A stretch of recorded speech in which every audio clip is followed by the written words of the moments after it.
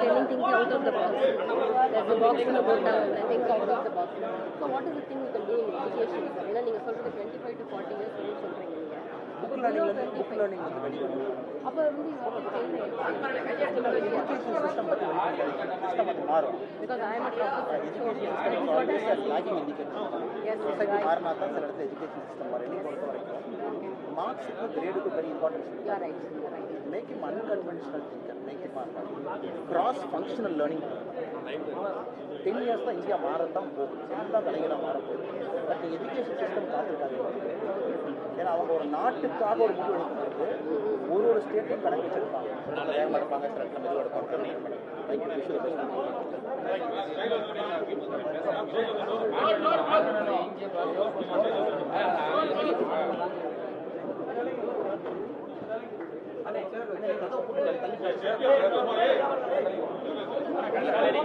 மாற்ற முடியாதா?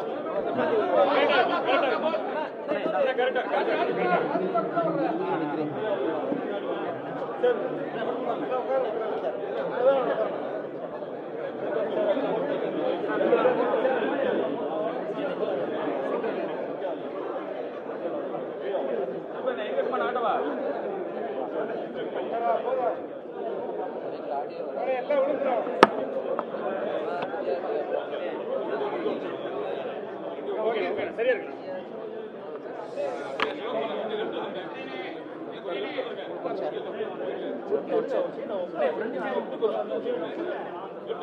இன்னொரு சேர்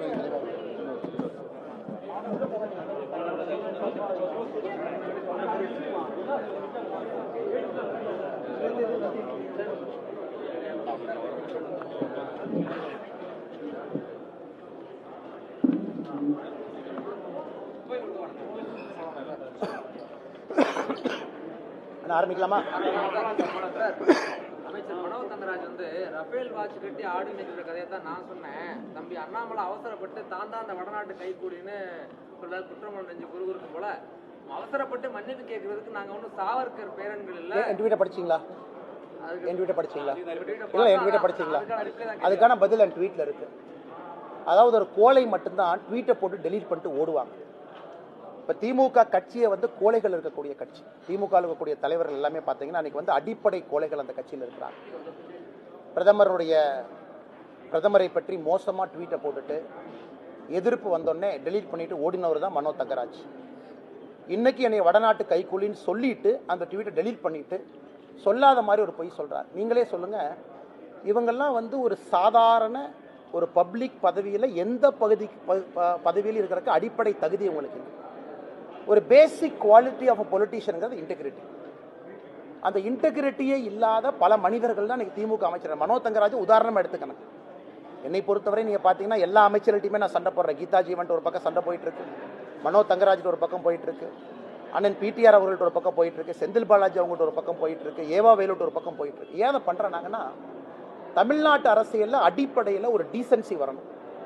இப்போ திமுகவுடைய கட்டமைப்பே வந்து 70 ஆண்டு காலமாக அவதூறு, பொய், என்ன வேணாலும் பேசிட்டு ஓடிடலாம். ஒரு சாமானிய மனிதன் வந்து அவங்களை எதிர்க்க முடியாதுன்னு தலை குமிஞ்சு நிற்பான். நம்ம பாட்டுக்கு அவதூறுகளை அள்ளி வீசிட்டு போயிடலாம். காமராஜரை அப்படி தான் எலெக்ஷனில் வீழ்த்தினாங்க 67. இந்த மாதிரி பொய்யெல்லாம் சொல்லிட்டு போயிடலாம். பட் நான் அதை கேட்குற ஆள் இல்லை. அதே பதில அதே லாங்குவேஜில் திருப்பி அடிக்கிற ஆள் தான். அதைத்தான் அரசியலில் 2 வருஷமாக செஞ்சுட்டு இருக்கேன். இப்போ மனோ தங்கராஜ் போன்ற கோழைகளையும் நான் சந்திக்க வேண்டிய ஒரு கட்டாய அரசியல். நான் அமைச்சராக இருக்கிறனால நம்ம சந்திக்குவேன். அதனால் ட்வீட்டை டெலீட் பண்ணிட்டு ஏன் ஓடுனீங்க? அதான் என்னோட முதல் கேள்வி. ஆவினை பொறுத்த வரைக்கும் இன்னைக்கு அதல பாதாளத்தில் இருக்கணும் தமிழகத்திலே தெரியும். இன்னைக்கு நாங்கள் வந்து ஒரு ரிப்போர்ட் கொடுத்துருக்கோம். அந்த ரிப்போர்ட் பொய் அப்படின்னா பிஜேபியிலிருந்து 5 பேர் கொண்ட குழுவை ஆவின் நிறுவனத்துக்குள்ள அலோவ் பண்ண தயாரா? எல்லாத்தையும் படம் பிடிச்சு நான் காட்டுறேன் என்னென்ன பிரச்சனை. சைல்டு லேபரை வச்சிருக்காங்க ஆவின்ல. அதை தாண்டி பாலினுடைய கொழுப்பு, நீங்க 1% பாலினுடைய கொழுப்புங்கிறது 8 ரூபாங்க, 8 rupees. 1%ங்கிறது 8 ரூபா. நீங்க 1% குறைச்சிங்கன்னா 8 ரூபா கொள்ளடிக்கிறாங்க. இப்போ 1.31% நீங்க கொள்ளடிக்கிறீங்க, குறைக்கிறீங்க அப்படின்னா கிட்டத்தட்ட 10 ரூபா 11 ரூபா ஒரு ஆவின் பாக்கெட்டு கொள்ளடிக்கிறாங்க. நீங்க நான் வச்சுக்கணுங்கன்னா எல்லாத்து வீட்லையும் மாடு கிடையாது, எல்லாத்து வீட்லையும் தோட்டம் கிடையாது. தோட்டத்திலேருந்து பால் வரும், குடிச்சுக்கலாம். எத்தனையோ சகோதர சகோதரிகள் ஆவின் பாலை நம்பித்தான் குழந்தைங்களுக்கு கொடுக்குறாங்க. அந்த குழந்தைக்கு தேவையான புரோட்டீனும் குட் ஃபேட்டும் ஒரு ஆவின் பால்ல இருந்து வருது. நான் அடிப்படையில் ஒரு சாமானிய மனிதனுக்கு இன்னைக்கும் எங்க தோட்டத்தில் இருக்க மாட்டுப்பால் நாங்களும் ஊத்துறோம். ஆனா எங்க பாலை வந்து வாங்கும்போது எவ்வளவு பார்த்து வாங்குறீங்க? ஃபேட்டு குறைஞ்சா பணம் கொடுக்க மாட்டேன், சால்யூபிள் ஃபேட்டு பார்ப்பேன், அந்த மீட்டரை போட்டு பார்ப்பேன். இன்னைக்கு காலையில் என் தோட்டத்திலிருந்து பால் பண்ணாலும் அதான் நீங்க பாக்குறீங்க பால் சொசைட்டியில். ஆனா நீங்க எங்ககிட்ட வாங்கின பாலை திருப்பி கொடுக்கும் பொழுது அதில் ஃபேட்டு கண்டென்ட்டை குறைத்து நீங்க விற்கிறீங்க. ஏன்னா Aavin is an unstable business. உதாரணத்துக்கு நீங்க வந்து 2 கம்பெனியை கம்பேர் பண்ணலாங்க. அமுல் எடுத்துக்கங்க, ஆவின் எடுத்துக்கங்க. அமுலுடைய மேனேஜ்மெண்ட் அட்மினிஸ்ட்ரேட்டிவ் சார்ஜ் எவ்வளவு இருக்குன்னு பார்த்தீங்கன்னா ஒரு 30-35%. மிச்ச பணம் எல்லாமே ஃபார்மர்ஸ்க்கு வருது. அதனால தான் அது கோஆபரேட்டிவ் மூவ்மெண்ட். அதனால தான் அமுல் வந்து இந்தியாவுடைய மாடலாக இருக்கு. இப்போ ஆவின் வந்து ஆரம்பித்த நோக்கம் நல்லா இருந்தாலும் அது ஒரு bureaucracy driven, it is not a farmer driven. அது ஒரு கோஆபரேட்டிவ் மாடல் கிடையாது. கைக்கூலிகள் உள்ளக்கூடிய இடம். தனியார் பால் கம்பெனிகளுக்கும் ஆவினுக்கும் ஒரு டைப்பை போட்டுக்கிட்டு நீங்கள் பார்த்தீங்கன்னா நீங்கள் பாருங்கள், தமிழ்நாட்டில் ஆவின் விலைக்கும் தனியார் பால் கம்பெனி விலைக்கும் பாருங்கள் எப்பவுமே ஒரு கோரிலேஷன் ஃபேக்டர் இருக்கும். இவங்க குறைச்சா அவங்க குறைப்பாங்க. பல ஃபேக்டர் இருக்குது. அதெல்லாம் நான் டீட்டெயிலாக போக விரும்பலைன்னா வருகின்ற காலத்தில் போவோம். அதனால் மனோ தங்கராஜ் போன்றவர்கள்லாம் அரசியல் இருப்பது தமிழக மக்களுடைய சாபக்கேடு. தமிழக மக்களுடைய சாபக்கேடு ஒரே வார்த்தையில் சொல்லணும், பாலினுடைய ஃபேட் கண்டென்ட் ஏன் குறைஞ்சது? அதுக்கு பதில் கிடையாது. ஏன் ஒரு பர்டிகுலர் கலர் மில்கை நிறுத்துறீங்க? இன்னொரு இடத்துல பேட்டி கொடுக்குறாரு, குழந்தைங்களுக்கு கொழுப்பு அதிகமாயிருச்சு, குழந்தைங்களுக்கு கொழுப்பு அதிகமானனால நாங்கள் ஆவினில் ஃபேட்டை குறைக்கிறோம். ஸோ கடந்த 4 நாட்களாக பிதற்றி உளறி கொண்டிருக்கின்றார்கள் தமிழகத்தினுடைய பால்வரத்துறை அமைச்சர் திரு மனோ தங்கராஜ். குழந்தைங்களுக்கு ஃபேட் அதிகமாகிடுச்சுன்னா சிப்ஸை பேன் பண்ணுங்க, கூல்ட்ரிங்கை பேன் பண்ணுங்க, ஃபாஸ்ட் ஃபுட்டை பேன் பண்ணுங்க. இதை பேன் பண்ணிங்கன்னா குழந்தைங்களுடைய லிப்போ ப்ரொஃபைல் கண்ட்ரோலுக்கு வரும். அதுக்கு போய் பால் இருக்கிற ஃபேட்டை குறைப்பீங்களா? அதனால் பதிலடி நான் ட்விட்டர்லேயே கொடுத்துருக்கேன். அவர் டெலீட் பண்ண ட்வீட்னுடைய ஸ்க்ரீன்ஷாட்டையும் போட்டிருக்கேன். அமைச்சருங்கிறனால கொஞ்சம் மரியாதை கொடுத்து பேசிக்கிட்டு இருக்கேன். அதனால் இது அவங்களும் உணர்ந்துக்கணும். ஒரு அமைச்சருக்கு ஒரு மரியாதை என்பது குறைந்த அளவுக்கு தான் அந்த மரியாதை. இது வந்து பழைய பாரதிய ஜனதா கட்சி, நானும் ஒரு பழைய ஆள் கிடையாது, என்ன வேணாலும் பேசிட்டு போவீங்க, அதே பாணியில் திருப்பி அடிப்பேன். அதனால் மனோ தங்கராஜ் அவர்களுடைய நாட்கள் எண்ணப்பட்டுக்கிட்டு இருக்கு. ஐடி துறையிலிருந்து அவர் பண்ண ஃப்ராடு நம்ம டிஎம்கே பார்ட் 2 ஃபைல்ஸில் கொடுத்துருக்கோம். அதெல்லாம் ஒரு நாள் வெடிக்கத்தான் போகுது, எங்கேயும் தப்பிச்செல்லாம் போக முடியாது. இந்த நாவடக்கெல்லாம் இப்படி தானே இருக்கும். அடக்கணும்னா யாராச்சும் 2 பேர் செயின்ஸாவை கொண்டு வந்து ரம்பத்தை கொண்டு வந்து அடக்கப்பாரு. இதெல்லாம் எப்பவும் மாறாது. இதெல்லாம் பிறவி குணம், பிறவியில் பிறந்த போதே வந்தது. அதெல்லாம் அரசியலுக்கு வந்ததுக்கப்புறம் இந்த கட்சிக்காரன் சொல்கிறான், அந்த கட்சிக்காரன் சொல்கிறான், நாவடக்கெல்லாம் பண்ண முடியாது. மக்களுக்காக பேசணும், இப்படி தான் பேசணும். அதனால் அவங்க எல்லாமே வந்து மக்களுக்காக யார் பணி செய்தாலும் என்ன போல தான் பேசலாம். இதில் நாவடக்கு என்ன இருக்குது? தலைவர்களுடைய சரித்திரத்தை பொது இடத்துல வைக்கிறேன், அதில் என்ன தவறு என்ன இருக்குது? இவங்க பண்ண தப்பா நான் சொல்கிறேன், என்ன இருக்குது? எல்லா இடத்துலையும் மரியாதை எங்கே கொடுக்கணுமோ மரியாதை கொடுக்குறேன். உங்களுக்கு நான் பேசுறது பிடிக்கலன்னா காதை பற்றிட்டு போயிருங்க. சில அரசியல் தலைவர்கள் நான் சொல்கிற கருத்து, அண்ணாமலைக்கு நாவடக்கு வேணும், நீ காதை பற்றிட்டு போயா உன்னை கேட்க சொன்னான். பொதுமக்களுக்காக இங்கே அரசியல் பண்ணுறோம். அப்படித்தான் காரசாரமாக தான் அரசியல் இருக்குது. எத்தனை நாளைக்கு தமிழ்நாட்டில் இதே மாதிரி 70 ஆண்டு கால சாக்கடை அரசியலை எத்தனை நாளைக்கு நடத்துவோம்? எத்தனை நாளைக்கு இந்த சாக்கடை அப்படியே வச்சுக்கிட்டே போவோம்? ஒரே கட்சியில் திரும்ப அவங்களே எம்எல்ஏ, இல்லாத தலைவர்களுடைய ஃபோட்டோவை காமிச்சு ஓட்டு. அந்த தலைவர்கள் மாதிரி இவர்களுடைய வாழ்க்கை 1% கூட கிடையாது. எல்லாம் பெரிய கட்சிகளாக ஓட்டு கேட்டு தமிழ்நாட்டில் வர்றாங்க, தலைவர் ஃபோட்டோ தூக்கிட்டு வர்றாங்க. அந்த தலைவர்களுடைய வாழ்க்கை மாதிரி 1% அவங்க வாழ்கிறாங்களா? தலைவர்களுக்கு சம்பந்தம் இல்லை. அவங்க ஏதோ பேங்க் டெபாசிட்டில் பேங்க்கில் ஒரு கட்சி ஆரம்பித்து ஒரு 34% வாக்கு வங்கி உருவாக்கிட்டீங்க. அதை வச்சுக்கிட்டு வண்டி ஓட்டிகிட்டு இருக்கவங்களே நீ பார்த்து நாவடக்கம் தேவைங்கிறாங்க. ஆனால் நீங்கள் மேலே கண்ணாடியை பார்க்கணும். நீங்கள் அந்த கட்சியில் இருந்தபோது உங்கள் நிலைமை எப்படி இருந்துச்சு? இதற்கு முன்பு உங்களுடைய தலைவர்கள் அந்த கட்சியில் வச்சிருந்த போது உங்களை எப்படி வச்சிருந்தாங்க? கட்சி விட்டு எதுக்கு நீக்கினாங்க? அதுக்கெல்லாம் நீங்கள் பதில் சொல்லணும். அதனால் தயவு செஞ்சு இந்த மிச்ச அரசியல் தலைவர்களுக்கு அட்வைஸ் கொடுக்க வேண்டாம். நான் இங்கே பவருக்காக வரல, எவனோ கைக்கால் வந்து எம்எல்ஏ ஆகணும் எம்பி ஆகணும்னு வரல. நான் இங்கே வந்திருப்பது அரசியலை மாற்ற வேண்டும். என் பேச்சு காரசாரமாக தான் இருக்கும், அப்படித்தான் நான் இருப்பேன். நீ அடக்கணும்னா செயின்ஸ்னாவே ஒரு ரம்பத்தின் தூக்கி நான் வீட்டுக்கு வா, நேருக்கு நேர் பார்ப்போம். உச்சநீதிமன்றம் சொல்லியும் ஆளுநர் 2வது முறையாக அனுப்பிய மசோதாக்கெல்லாம் திரும்பவும் பதிலளிக்காம கிடப்புல போட்டிருக்காரு அப்படின்னு அமைச்சர் ரகுபதி. அமைச்சர் ரகுபதி அவர்கள் ஒரு விஷயத்தை புரிஞ்சுக்கிறார். தமிழகத்தில் பொய் சொல்றதுல கில்லாடி யாருன்னா ரகுபதி அவர் தான் நம்பர் 1 கொடுத்தார். அதாவது நான் படிச்சு சொன்னேன், ஆன்லைன் ரம்மி பில் ஹைகோர்ட்ல ஸ்டாப் ஆகும் நான் சொன்னா இல்லையா? நீங்க பத்திரிகை நண்பர்கள் நீங்க சாட்சியா சொல்லுங்க. கவர்னர்கிட்ட ஒரு ஃபால்ட்டி பில் அனுப்புறீங்க. நான் அலிகேஷன் வைக்க விரும்பல, யாரை பார்த்தாங்க நான் வைக்க விரும்பல. அந்த பில் ஃபால்ட்டின்னு எல்லாத்துக்கும் தெரியும். ஒரு கேம் ஆஃப் ஸ்கில்லை கொண்டு வந்து கேம் ஆஃப் சான்ஸ்னு மாற்ற பார்த்தீங்க. ஆர்ப்பாட்டம் நடத்துனீங்க. கவர்னரை கையெழுத்து போட வச்சிங்க. ராஜ்பவனுக்கு வெளியே நான் பிரஸ் மீட்ல என்ன சொன்னாங்கன்னா, இந்த பில் நிக்காதுன்னு சொன்னேன். இன்னைக்கு ஆளுநர் நீ கையெழுத்து வாங்கலாம், கோர்ட்டுக்கு போய் தனியார் company, so called rummy company, so called online company, gaming company, ஏதோ ஹைகோர்ட்ல ஸ்டே வந்துச்சா இல்லையா? ரெண்டா பிரிச்சுட்டாங்க பில்லையே. ஸோ கேம் ஆஃப் ஸ்கில் விளையாட்டுக்கு வந்து தடை, அப்படின்னா ரம்மிக்கு தடை கிடையாது. என்ன பேசுறாங்க அரசியல்வாதிகள்? பொய்யான ஒரு பில்ல இவங்களே செட்டிங் போட்டு அது ஆளுநருக்கு அனுப்புறது, அது ஆளுநருக்கு செகண்ட் டைம் அனுப்புறது, கையெழுத்து வாங்கிக்கிறது. கேட்டா நான் எல்லாத்தையும் சாட்டிஸ்ஃபை பண்ணிட்டேன், மக்களுக்கு நல்லவன் காட்டிட்டேன். ஆனால் ரகுபதி அவர்கள் சொல்றதெல்லாம் பொருட்டை எடுத்துக்காதீங்கண்ணா. சிறைத்துறை அமைச்சரும் ஊழலுக்கு எதிராக இருக்கக்கூடிய அமைச்சரும் அவருடைய வாழ்க்கையும் பேசுற பேச்சையும் பாருங்க. அமைச்சர் ரகுபதி அவங்க பேசுறாங்கன்னா அதுக்கு ஒரே ஒரு பதிலடி, ஆன்லைன் ரம்மி பில்லை எப்படி பைலட் பண்ணி கவர்னர் நிர்பந்திச்சு ஒரு ஃபால்ட்டி பில்லை கையெழுத்து போட வச்சு மெட்ராஸ் ஹைகோர்ட்ல என்ன கொட்டு வாங்கியிருக்காங்களோ அதே ரகுபதி அவர்கள் ஒரு பில்லை வந்து டிராஃப்ட் பண்றதுக்கான லட்சணம். அவர் துறை தானே பில்லை டிராஃப்ட் பண்ணாங்க, அவர் பியூரோக்ராட் தான் டிராஃப்ட் பண்ணாங்க. நான் என்ன சொன்னேன் பில் போகும்போது என்ன சொன்னாங்க, அதனால சொல்றேன். இப்போ ரெண்டாவது சுப்ரீம் கோர்ட்டுக்கு வரேன். நான் 2 பாட்டா பிரிச்சிட்டேன். ஒன்று ரகுபதி அவர்கள் கேள்விக்கான பதில். ஆனால் சுப்ரீம் கோர்ட்டை பொறுத்த வரைக்கும் இவர்கள் 2 விஷயம். அதாவது முதலமைச்சர் ஒரு திருமண விழாவில் சொல்றாங்க, ஆளுநர் வந்து இந்த மசோதா கையெழுத்து போடலினா தமிழகத்தினுடைய நிர்வாகமே முடங்கிவிடும். ஆளுநர்கிட்ட பெண்டிங்ல இந்த பில் எதுனா 10 பில்லு வைஸ் சான்சலரா வந்து சீஃப் மினிஸ்டர் போடணும், சான்சலரா சீஃப் மினிஸ்டர் போடணும், சான்சலரா கவர்னர் இருக்கக்கூடாது. அந்த பில்லு கையெழுத்து போடலாம் தமிழக அரசனுடைய நிர்வாகம் முடங்கி விடுமா? இவங்க சுப்ரீம் கோர்ட்ல கொடுக்குற அஃபிடவிட்ல சொல்லியிருக்காங்க. அது வந்து ஒரு பிரச்சனை இருக்கக்கூடிய யூனியன் லிஸ்ட் 66ல இருக்கக்கூடியது, அதுவும் சேலஞ்ச் ஆகும். 1994ல இதே டிஎம்கே அது உல்டாவா பேசினாங்க, இதே டிஎம்கே உல்டாவா அடிச்சாங்க. ஐயோ முதலமைச்சர்கள் வந்து ஆளுநராக இருக்கக்கூடாதுன்னு ஜெயலலிதா அம்மா இருக்கும் பொழுது இவங்களே உல்ட்டா அடிச்சாங்க. ஏன்னா இவங்களுக்கு வேண்டிய வைஸ் சான்சலர் கிடைக்கல. இன்னைக்கு இவங்களே வந்து 2023 உல்ட்டா அடிச்சு வேணுங்கிறாங்க. அதனால மக்கள் சரித்திரத்தை எடுத்து பார்த்தா மக்களுக்கே தெரியும் அவங்க பேசுவது பொய்யும். ஆனால் ஆளுநரை பொறுத்தவரை மணி பில்லுக்கு கையெழுத்து போடாமல் இருந்தால் அது பிரச்சனைங்கண்ணா. ஒரு மணி பில்லுங்கிறது, மணி பில்லுக்கு நீங்கள் கையெழுத்து போடலினா ஒரு நிர்வாகத்தை நடத்த முடியாது. இது எல்லாமே கான்ஸ்டியூஷன்ல பிரச்சனை இருக்கக்கூடிய. சித்தா யூனிவர்சிட்டிக்கு வந்து தனி என்ட்ரன்ஸ் எக்ஸாமினேஷன் நடத்தணும், விச் இஸ் எகெயின்ஸ்ட் த லா. அதனால ஆளுநர் வச்சிருந்த எந்த பில்ல ஆளுநர் கையெழுத்து போடலினா தமிழகத்தினுடைய அரசு இயந்திரம் முடங்கிவிடும். நீங்க சொல்லுங்க, அல்லது நீங்களே ரகுபதி அவர்கிட்ட கேளுங்க. ஆனால் 12 பில் ஆளுநர் பெண்டிங் இருக்கு, ஆளுநர் ஃபுல் லிஸ்ட் கொடுத்துருக்காரு. அவர் பதவிக்கு வந்ததுலேருந்து மொத்த பில் எவ்வளவு, எந்த பில்லை கிளியர் பண்ணேன், எந்த பில்லை ரிஜெக்ட் பண்ணேன், எந்த பில்லை பிரசிடென்ட்டுக்கு அனுப்பியிருக்கேன், எந்த பில்லை வித் ஹோல்டு பண்ணியிருக்கேன்னு சுப்ரீம் கோர்ட் அஃபிடவிட்ல ஆளுநர் சொல்லியிருக்காரு.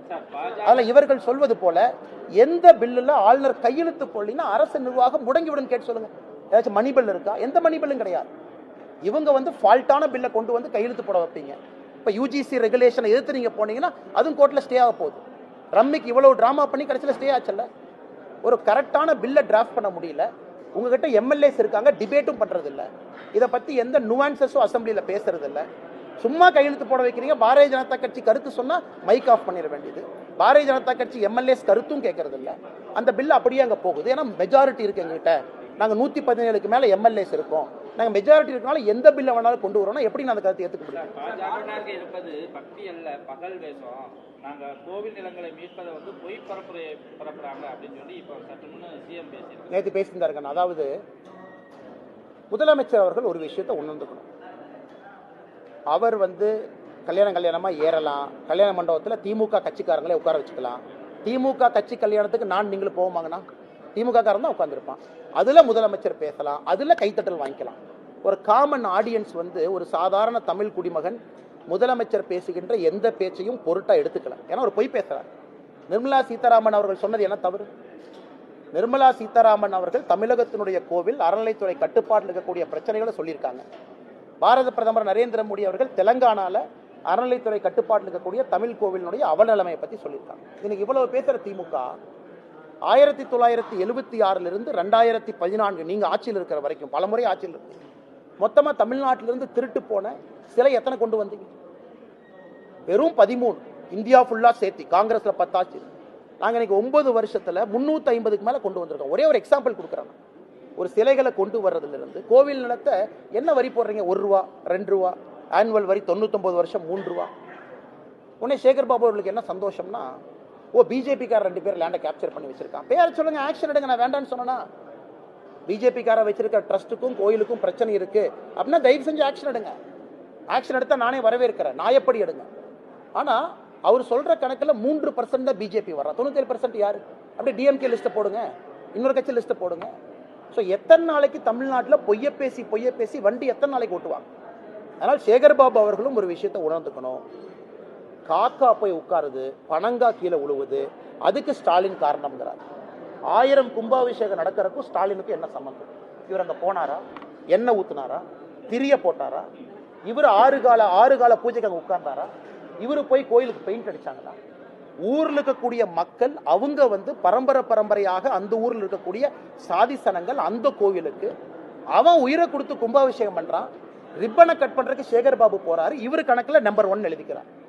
1000 கும்பாபிஷேகங்கள உங்க பங்கு என்னன்னு நான் கேட்கிறேன். உங்க பங்கு என்னன்னு நான் கேட்கிறேன். ஊர் மக்கள் பங்கு இருக்கு, சாதி சனங்கள் பங்கு இருக்கு. அந்த கோவிலுக்கு சம்பந்தப்பட்ட பரம்பரையாக இருக்கக்கூடிய அந்த கோவிலுக்கு வரக்கூடிய சனங்கள் அங்க இருக்காங்க. இதெல்லாம் கொண்டாடுறாரு. சிஎம் வாக்கிங் போறார், ஒரே தாத்தா வருவாரு அந்த ஸ்விஃப்ட் கார்ல, அந்த ஒரே தாத்தா பார்க் பண்ணுவார். இது ஒயிட் மேன் அப்பீலுமாங்க. அந்த காலத்துல இந்தியா ஓல்டுக்கு பார்த்தீங்கன்னா வெள்ளக்கார சொல்லணும் இந்தியா சூப்பர். இன்னைக்கு முதலமைச்சருக்கு பிராமின் சொல்லணும் நீங்க சூப்பர். இன்னைக்கு பிராமின்ஸ் மேன்ஸ் அப்பீல். யாராச்சும் ஒரு பிராமணர் ரோட்ல வர்றாருன்னா அவரை வாக்கிங் போகும்போது முதலமைச்சர் பார்ப்பார். உடனே பிராமணர் பிராமின் மொழியில சொல்ல பேஷா பண்றேன், சூப்பரா பண்றேன், அப்பாவோட அருமையா பண்றேன், பேஸ்ன்னு சொன்னா உடனே முதலமைச்சர் தேங்க்யூன்னு சொல்லுவார். பிராமணர் வாழ்த்திட்டார் திமுகவை, அப்ப நாங்க தான் மாடல் ஆச்சு. என்ன காலத்திலேயே வாழ்றீங்க? 1980ல அந்த 2 ஸ்கிரீனை போயிட்டு போட்டு படம் ஓட்டுவாங்களா, அந்த மாதிரி ஓட்டிட்டு இருக்காங்க. அதே ஆள் வருவாங்க. நான் விழுவேன், எல்லா இடத்துலையும் விழுவேன். எனக்கு ஜாதி கிடையாது, எல்லா காலையும் விழுவேன். நான் அடிப்படை சமுதாயத்துல இருந்தா வீட்டுக்கு போய் நான் உட்காந்து சாப்பிடுவேன், அவங்களோட தங்குவேன். நான் சாதி பார்க்கறது இல்லை. தமிழ்நாட்டில் எந்த அரசியல் தலைவர் போய் சாப்பிட்றாங்கன்னு கேளுங்க. முதலமைச்சர் கையை தொட்டா சானிடைசர். நான் போட்டோ காட்டு கொடுக்கட்டும் உங்களுக்கு, முதலமைச்சர் எத்தனை டைம் சானிடைசர் போடுறாருன்னு. தென்காசியில கை தொட்டா சானிடைசர். நீங்களும் அரசியல்வாதியா? புது தட்டு, புது பிளேட்டு, வீட்டில் போய் போட்டோ எடுக்கும் போது அந்த கட்சி சார்ந்த டெலிவிஷனோட எம்பளம் இருக்கும், அதுல போட்டோ கேட்டா நான் சாப்பிட்டேன். இதுதான் நீங்க சாதி பணமெல்லாம் பாக்குறதா? நான் பிராமணரும் சரி தாழ்த்தப்பட்ட சமுதாயத்தும் எது மனிதனே உருவாக்கி இருக்கானோ ரெண்டையும் சமமா பார்க்கணும். ஒரு பிரம்மச்சாரி யாரா இருந்தாலும் கடவுளா நான் பார்க்கிறேன். எந்த ஒரு பிரம்மச்சாரி வேட பாடசாலையில் நின்று வேதம் படிக்கிறானோ காலில் நான் விழுவேன். அதே நீங்க சொல்ற தாழ்த்தப்பட்ட சமுதாயத்திலிருந்து ஒரு குழந்தை வேதமோ கீதையோ படிச்சா அந்த குழந்தை காலில் விழுகும். அது என்னுடைய அரசியல். இவங்கள மாதிரி போட்டோக்காக அப்படியே போகும்போது அந்த தாத்தாவே வாக்கிங் வரும்போது அந்த தாத்தாவே வருவாரு, பேஷ் ரொம்ப நல்லா பண்றேன். எதுக்கு இந்த பொழப்பு? அதை வீடியோ எடுத்து அவங்க டீமே சர்க்குலேட் பண்ணி எங்களை வாழ்த்திட்டாங்க. நான் கேட்கறது நெத்தியடி கேள்விகள். 1000 கும்பாபிஷேகத்திற்கும் உங்களுக்கும் என்ன தொடர்பு? 97% நீங்க கணக்கு கொடுக்கல.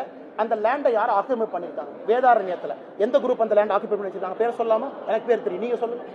எத்தனை திமுக கார கோயில் நடத்த வச்சிருக்காங்க சொல்லுங்க. சம்பந்தம் இல்லாம பாஜக கார வச்சிருக்காங்க. பாஜக வச்சு ஆக்ஷன் எடுக்க நான் வேண்டான்னு சொன்னா, சேகர் பாபுக்கு நான் போன் பண்ணா, அண்ணன் நீங்க பாஜக காரனா அதை தொடக்கூடாதுன்னு சொன்னா, நான் சொல்லவே இல்லையே. நீ ஆக்ஷன் எடு, யாரு வேண்டான்னு சொன்னா? நீ எந்த வேலையும் செய்யாம இதை வச்சு ஹைகோர்ட்ல அபிடவிட் போட்டு எத்தனை நாளைக்கு சேகர் பாபு வண்டி ஓட்டிட்டு இருப்பாருன்னா?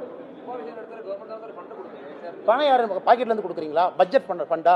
கோயில் பணம் அண்ணே, பட்ஜெட் ப்ரொவிஷன் கிடையாது. நீங்க புரிஞ்சுக்கங்க. டாக்ஸ் பேயர் மணி பட்ஜெட்டுக்குள்ள போய் கோயில் பணம் இல்லாம நீங்க 10,000 கோடி கோயிலுக்கு கொடுக்குறீங்கன்னா நீங்க பெருமைப்பட்டுக்கலாம்.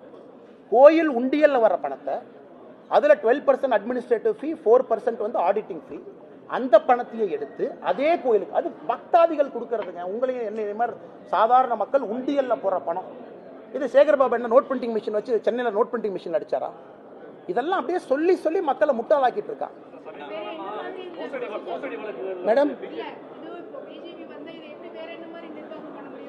எங்களை பொறுத்த வரைக்கும் மேடம், ஒரு கோவிலினுடைய பணம் என்பது அந்த கோவிலை சார்ந்துதான் இருக்க முடியும் என்பது எங்களுடைய கருத்து. உதாரணத்திற்கு இப்ப இன்னைக்கு ஷாம்பி காம்ப்ளெக்ஸ் கட்டுறீங்க. சமயபுரம் மாரியம்மன் கோவில்ல, திருவண்ணாமலையில ஷாம்பி காம்ப்ளெக்ஸ் பல 100 கோடிகள் கோவிலினுடைய பணம் தேவையா அப்படிங்கிறது முதல் கேள்வி.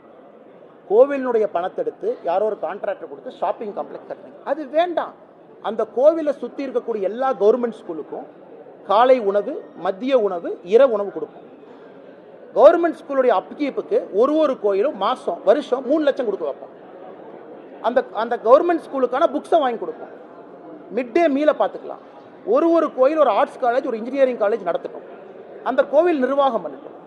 எஜுகேஷனை எல்லா பக்கம் ஈஸியாக கொண்டு போகலாம். ஏன்னா அந்த கோவில் திருவண்ணாமலை இருக்குன்னா திருவண்ணாமலை சுற்றி இருக்கக்கூடிய பகுதிகளுக்கான அடிப்படை வசதிகளுக்கு அந்த கோவிலுடைய பணத்தை பயன்படுத்தும். இதான் எங்க பாயிண்ட். நீங்க 12% அட்மினிஸ்ட்ரேட்டிவ் ஃபீ, 4% ஆடிட்டிங் ஃப்ரீ, மிச்சம் இருக்கிற 84%ல இனோவா காரு, ஜேசி கட்டுற ஆஃபீஸு, இதெல்லாம் கோவில் பணத்தை கட்ட சொல்லி அறநிலைத்துறை சட்டத்திலேயே இல்லை. இது எல்லாம் மாற்றணும். நாங்கள் கோவில் பணம் என்பது ஹிந்து மக்கள் மட்டும் நான் சொல்லிங்க, அந்த ஏரியாவில் அந்த சமுதாயத்தில் இருக்கக்கூடிய எல்லா மக்களுக்கும் அதை பயன்படுத்துவோம், கோவில் சுற்றி இருக்கக்கூடிய பகுதி. ஆனால் இன்னைக்கு உங்களுடைய கான்செப்டே ஃபெயிலியர். சரி, பட்ஜெட் ப்ரொவிஷன் ஏதாச்சும் கொடுத்துருக்கீங்களா? டிஎன்ஹெச்ஆர்என்சிக்கு பட்ஜெட்டில் நான் ஒரு அமௌண்ட்டை ஒதுக்கியிருக்கேன். தமிழ்நாட்டில் இருக்கக்கூடிய சிறு சிறு கோயில் நான் புதுப்பிச்சிருக்கேன். பெரிய கோயிலுக்கு கும்பாபிஷேகம் பண்ணாங்க. நாங்கள் வந்ததுக்கப்புறம் ஹெச்ஆர்என்சி 1000 கோயில் கட்டியிருக்கு. ஒரு கோயில் நீங்கள் கட்டியிருக்கீங்களா? கிராமத்தில் சிதிலமடைஞ்ச கோயிலை எத்தனை ஹெச்ஆர்என்சி எடுத்து புதுப்பிச்சிருக்கு? பக்கத்தில் இருக்கிற கோயிலுடைய பணத்தை எடுத்து அந்த கோயில் பக்கத்தில் இருக்கிற கிராமத்தில் சிதிலமடைஞ்ச கோயிலில் நீங்கள் புதுப்பிச்சிருக்கீங்களா? அதை சொல்லுங்க, நான் பாராட்டுறேன். நீங்கள் வரலினா கூட திருவண்ணாமலை கோயிலுக்கு பணம் கொடுக்குறதுக்கு டோனார் வருவான், கும்பாபிஷேகம் நடக்கும். பழனிமலைக்கு சேகர் அண்ணன் போடலனா கூட நானும் போவேன், இன்னொருத்தரும் போவாங்க, உண்டியல்ல பணம் போடுவோம், நடக்கும். சின்ன கோயில் என்ன பண்ணிருக்கீங்க? இன்னைக்கு நீங்க போங்க, ஆதித்ய சோழன் ராஜராஜ சோழனுடைய தாத்தா கட்டின கோயில் இருக்கு கங்கை கொண்ட சோழபுரம் பக்கத்தில். கோவில போய் பாருங்க எவ்வளவு சிதிலம் அடைஞ்சு கிடக்கு. அதையும் புதுப்பிக்க மாட்டீங்க. கங்கை கொண்ட சோழபுரத்துக்கு போங்க, அங்க இருக்கிற சிவன் கோயில் ஏன் புதுப்பிக்க மாட்டீங்க? உள்ளூர்ல இருக்கக்கூடிய அம்மன் கோயில் ஏன் புதுப்பிக்கல? இது எதுவுமே பேசாம ஒரு தாத்தா வந்து பேஷ் நல்லா இருக்கீங்கன்னா உடனே எங்களுக்கு வந்து சர்டிபிகேட் கொடுத்துட்டாங்க, டிஎம்கே சூப்பர் நீங்க புரிஞ்சுக்கிட்டா நான் என்ன பண்றது?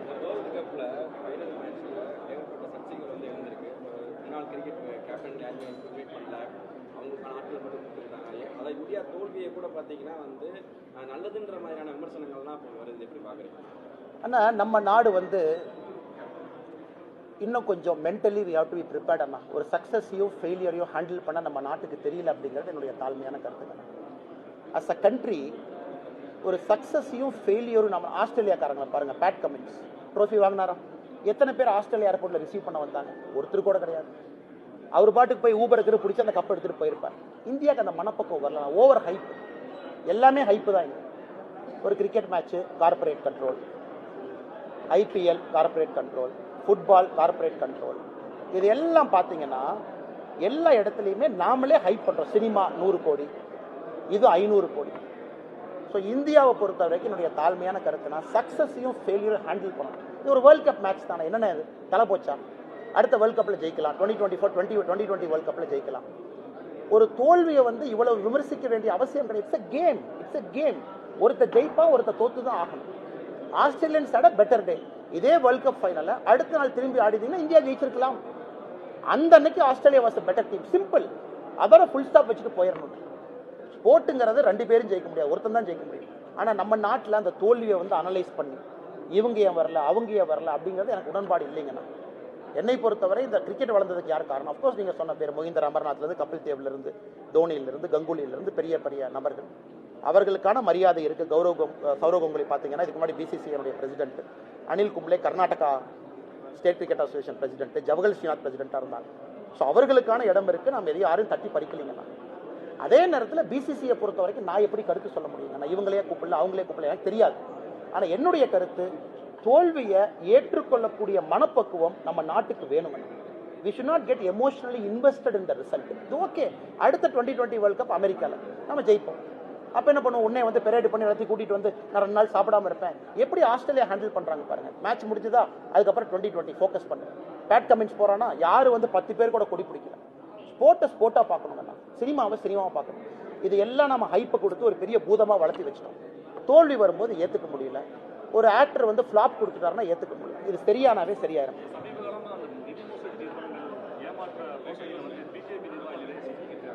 யாருன்னா சிக்கிருக்காங்க? முத்துராமன் பிஜேபி இல்லையா? அண்ணே, நீங்க புரிஞ்சுக்கணும், முத்துராமன் அப்படிங்கிற ஒரு மனிதர் இருக்காரு, பிஜேபியினுடைய அடிப்படை உறுப்பினர் கூட இல்லை. அவர் வந்து மத்திய அமைச்சரை போய் பார்க்கறாரு, ஒரு போட்டோ எடுக்கிறாரு, போடுறாரு. மத்திய அமைச்சர் தமிழ்நாட்டுக்கு வரும்போது ஒரு போட்டோ எடுக்கிறாங்க, போடுறாங்க. கேட்டால் எம்எஸ்எம்இ கவுன்சில் நடத்துகிறோம் அப்படின்னு. என்னுடைய கவனத்துக்கு வந்தோடனே நான் வந்து நம்ம கட்சியிலேருந்து கம்ப்ளைண்ட் கொடுக்க சொன்னேன். உடனடியாக ஆக்ஷன் எடுக்க சொல்லுங்கள், செக் பண்ண சொல்லுங்கள். அந்த அமைப்பு வந்து உண்மையாலுமே ரெகனைஸ்ட் அமைப்பா, நாட் ரெகனைஸ்ட் அமைப்பான். இல்லை கட்சியில் இல்லாதவங்களை நான் எப்படி பதில் சொல்ல முடியும்னா, காவல்துறை யாரெல்லாம் தவறு செஞ்சுருக்காங்களோ மேலே நடவடிக்கை எடுக்கணும். ஏன்னா நான் வந்து முத்துராமன் இன்னைக்கு ஜெயிலில் இருக்காருன்னு நான் கேள்விப்பட்டேன். என்ன யாரோ ஒருத்தர் ஜெயிலில் இருக்காங்க. காவல்துறை ஷுட் செக். நாங்கள் மதுரை எஸ்பிட்ட கம்ப்ளைண்ட் கொடுத்து 3 மாதம் ஆகும். ஐ திங்க் அக்டோபரில் கொடுத்தோம். அக்டோபர் 2 மாதம் ஆகும். அந்த மாதிரி கம்ப்ளைண்ட் வரும்போது உடனடியாக நடவடிக்கை எடுக்கணும். இப்போ ஆர்கே சுரேஷ் அவரை பற்றி சொல்கிறேன், நோட்டீஸ் கொடுத்துருக்காங்க, அவங்க மாதிரி நடவடிக்கை நீங்கள் எடுக்கணும். நான் எப்படி ஸ்டாப் பண்ண முடியும்? இப்போ நான் சொல்கிறேன், இத்தனை திமுக அமைச்சர்கள் மீது ரைடாக நடக்குது, கொள்ளையாக அடிக்கிறானுங்க. அப்போ திமுக மொத்த திமுகவும் ஃப்ராடுன்னு நான் சொல்லட்டுமா? சொல்ல முடியாது. திமுகவில் பெரும்பான்மையான ஆட்சியில் இருப்பவர்கள் தவறு செய்கிறார்கள் அப்படின்னு தான் கருத்து. ஸோ எந்த கட்சியுமே புனிதமான கட்சி, சுத்தமான கட்சின்னு ஒருத்தருக்கும் நான் சர்டிஃபிகேட் கொடுக்க முடியாது. அதே மாதிரி உங்கள் இண்டஸ்ட்ரிக்கு கொடுக்க முடியாது. உங்கள் ஆஃபீஸ்லேயும் தப்பு பண்ணுறவங்க 4 பேர் இருப்பாங்க. என்னை பற்றி பொய் செய்தி எழுதுறீங்க, அப்புறம் நான் தப்புன்னு சொல்ல முடியுமா? அவங்க கடமையை அவங்க செஞ்சுட்டு போகிறாங்க. ஏன்னா அப்படி பார்த்தா ஒரு டிவி ஜேர்னலிஸ்ட்டில் நீங்கள் நெஞ்சு தொட்டு சொல்லுங்கள், இல்லைன்னா எங்கள் கம்பெனி, நான் கம்பெனி பேர் சொல்ல விரும்பல, சொன்னால் அப்புறம் கோச்சுக்குவாங்க. எங்கள் கம்பெனியில் 100% சத்தியவான்கள் நீங்கள் சொல்ல முடியுமா? சொல்ல முடியாது. 10 பேர் இருந்தால் ஒரு அரசியல் கட்சி என்னை பொறுத்த வரைக்கும் மெஜாரிட்டி நல்லவங்களாக இருந்தால் சூப்பர் டெமோக்ரஸி. அந்த மெஜாரிட்டியை நோக்கி போகணும். ஒருத்தர் 2 பேர் கெட்டவர் இருந்தால் கண்டுபிடிச்சி வெளியே அனுப்பணும், அல்லது இன்னொரு வாய்ப்பு கொடுக்கணும். மக்கள் பணத்தை திருடி இருந்தாலும் உள்ளே பிடிச்சி போடணும். ஸோ எல்லாரும் சர்டிஃபிகேட் நல்லவன் கொடுக்குறதுக்கு நான் வரல. எந்த அரசியல் கட்சியும் எங்கள் கட்சியில் 100% ஆத்தென்டிக் பீப்புள்னு சொல்ல முடியாது. எங்களை தாண்டியும் தவறு நடக்கும். ஒரு நிகழ்ச்சி போகிறேன், எங்கிட்ட ஃபோட்டோ எடுப்பான், யாருன்னு கூட தெரியாது, மாலை போடுவான், ஓகே போங்க, நடக்கும். தடுக்க முடியாது. சிஸ்டம் வச்சுருக்கோம். மாவட்ட தலைவர் யாரை கூட்டிகிட்டு வந்தாலும் வவுச் பண்ணணும், இன்டெகிரிட்டியை செக் பண்ணணும்னு சொல்கிறோம். இந்த மாதிரி மீட்டிங் வர்ற ஒருத்தர் பார்க்குறாங்க, தெரியாது. அதுக்குன்னு ஒரு ஃபோட்டோ வச்சு நீங்கள் கருத்து எழுத முடியுமா? நான் சொல்கிறது என்னன்னாங்கன்னா, இந்தியாவில் தான் நான் உள்ள பேசினேன் அந்த மீட்டிங்கில் ஆன்சர் பண்ண சொல்ல, இன்டெகிரிட்டி வந்து அதிகப்படுத்தணும். இந்தியாவில் பிரச்சனை இருக்கு, அரசியல் கட்சியில் பிரச்சனை இருக்கு. அதுக்காக ஒரு நபர்கள் 2 நபர்களுக்காக கட்சின்னு சொல்லாது. அதே தான் அப்ளிகபிள் டு ஆல் பார்ட்டிஸ் எல்லாம். அந்த பாயிண்ட் சொல்லலாம். பிஜேபிக்கு சேலஞ்ச் இல்லை, உங்க கேள்வி நான் அப்ரிஷியேட் பண்றேன். நியாயமான நேர்மையான கேள்வி. என்னுடைய பயமே பிஜேபி ஆட்சிக்கு வரும்பொழுது மற்ற கட்சிகளை போல் நாம் மாறிவிடக்கூடாது அப்படிங்கறதான் பயம். ஆட்சியில் இல்லாதப்ப சொல்லலாம் நாங்கள் நேர்மை, நாங்கள் வந்து நீதி, நாங்கள் வந்து நியாயம். ஆட்சியில் இல்லாதப்ப சொல்றது எளிது.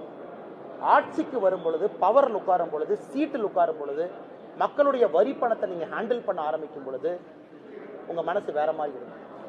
யாருமே பார்க்கல, கை வச்சிடலாமான்னு தோணும். அதுக்கு பிஜேபிக்கார போகக்கூடாதுங்கிறது என்னுடைய ஒரு வேண்டுதல் ஆண்டவங்க. இல்லாட்டி பிஜேபி இவ்வளவு பேசிட்டு பிஜேபி ஆட்சிக்கு வந்து எங்களுக்கும் மற்ற கட்சிக்கும் வித்தியாசம் இல்லைன்னா அப்புறம் பிஜேபி ஆட்சிக்கு வரணும். அதனால it's a challenge for BJP also. இன்னைக்கு இருக்கிற பிஜேபி மாறாம ஆட்சிக்கு வரும்பொழுது இதே இன்டெகிரிட்டியை மெயின்டைன் பண்ணுமா தமிழ்நாட்டில் அப்படிங்கிற கேள்வியை நோக்கி நாங்கள் போயிட்டு இருக்கோம். அதுக்காக கட்சியும் பில்டப் ஆயிடும். செந்தில் பாலாஜிக்கு வந்து கால் வலி, தலைவலி, நிறைய வலி இருந்துச்சு. பிசியோலாம் ஆய்வு பண்ணுறோம் அமைச்சர். எனக்கு தெரியலீங்கண்ணா, எல்லா வழியும் இருக்குன்னு சொல்கிறாங்க. அது நான் அதுக்குள்ளே போக விரும்பலை. ஒரு சாதாரண மனிதனுக்கு போய் டெஸ்ட் பண்ணாலும் எல்லா வழியும் இருக்க தான் செய்யும். இப்போ உங்களே கூட்டிகிட்டு போய் டெஸ்ட் பண்ணால் கூட தப்பாக நினச்சிக்காதீங்க. 40 வயசுக்கு மேலே போனாவே ஹார்ட் பிளாக்கு 30% எல்லாத்துக்குமே இருக்கும். அது நேச்சுரல். அந்த கால்சிஃபிகேஷன் ஆகத்தான் செய்யும் அது. ஸோ இவங்க வந்து இப்போ எம்ஆர்ஐ பண்ணி பார்த்து அதனால் நான் போக விரும்பலை. அப்புறம் நான் சொன்ன ஏதாச்சும் கான்ட்ரவர்ஷியல் கருத்தாயிரும். அதனால் என்னுடைய கருத்து உங்களுக்கு கோர்ட்டுக்கு விட்டது, நீங்கள் கோர்ட்டுகிட்ட போய் கொடுங்க. எங்களை பொறுத்தவரை ஊழல்வாதிகள் உள்ளதா இருக்கணும். சாக்கு போக்கு சொல்லி ஊழல்வாதிகளுக்கு மட்டும் சிறப்பு சலுகையா ஒரு ஸ்பெஷல் வேன்ல தூக்கிட்டு வந்து ஹாஸ்பிட்டல் வரும்பொழுது முழு கேபினெட்டே அங்கே போய் கை கட்டி நின்று டாக்டருக்கெல்லாம் ப்ரெஷரை போட்டு ஒரு ரிப்போர்ட் எழுத வச்சு போட்டு கொடுக்கறது, அதெல்லாம் கோர்ட்டு நிச்சயமாக இது எல்லாம் பார்த்து ஒரு முடிவெடுக்கும் என்கின்ற நம்பிக்கை எங்களுக்கு. முடிவு பண்ணுவேன். 7 மாதம் இருக்குல்ல, மக்களோட கூட்டணி அதை முடிவு பண்ணிட்டோம், மக்கள் எங்களோட அதை முடிவு பண்ணிட்டோம். இடையில எந்தெந்த கட்சி வர்றாங்க 2024 க்ளோஸரா வரும்போது பார்த்துக்கலாம். ரொம்ப நல்லது தானே. பிஜேபி நீங்கள் எப்பவுமே என்ன சொல்லுவீங்க, பிஜேபியில் என்ன சொல்லுவீங்க, அண்ணே நீங்கள் வந்து வேட்பாளர் வந்து 3 நாளைக்கு முன்னாடி கொடுப்பீங்க. அந்த கட்சியில் பார்த்தீங்கன்னா 7 முறை எம்எல்ஏ, 5 முறை எம்எல்ஏ. நீங்கள் கடைசி தேதியில் ஒரு வேட்பாளர் சொல்லி எப்படி நிற்பாரு. ஸோ பிஜேபியில் அந்த மாதிரி யாராச்சும் ஆரம்பிச்சிட்டாங்கன்னா ஒரு மாநில தலைவராக நான் சந்தோஷப்படுறேன். நீங்கள் ஆரம்பிக்கிறது மட்டும் பண்ணாதீங்க, மக்கள்கிட்ட போய் சேவை பண்ணுங்க, மக்களுடைய வாக்கை வாங்குங்க. அதை பாராட்டுற முதல் நாள் நானாக தான் இருப்பேன். மாநில தலைமை ரிஜிடிட்டி நாங்கள் சொல்லாமல் நீங்கள் எப்படி வேட்பாளர், மக்கள் முடிவு செய்வாங்க. ஃபைனலாக நீங்கள் எல்லாரும் போங்க வேட்பாளர்னு சொல்லுங்கள். கட்சி ஃபீட்பேக் எடுக்கும். பிப்ரவரி மார்ச்சில் தெரியும் யாருக்கு மக்கள் செல்வாக்கு இருக்குது, மக்கள் நம்பிக்கை இருக்குது. அந்த நேரத்தில் வாய்ப்பு நாங்கள் கொடுக்கணும்.